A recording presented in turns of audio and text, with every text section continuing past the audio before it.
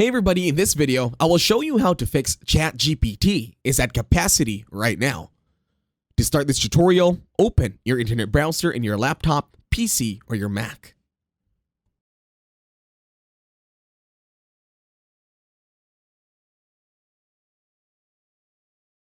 Once in your internet browser, you are now going to search for ChatGPT. In here, click on the first link that says openai.com. Now wait for the website to finish loading and this will lead you to openai.com. Once here, scroll down for a bit and then click on Try ChatGPT. Now wait for the website to finish loading once again. Once you're here, you will now be redirected to chat.openai.com.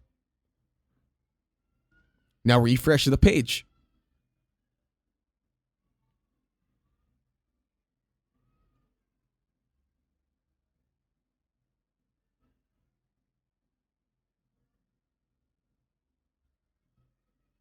In here, if ever it is not working, you just have to refresh the web page itself.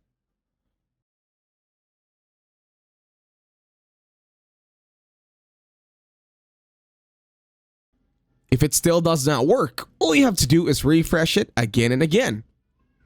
Sometimes it's the internet problems, or sometimes you can use your VPN.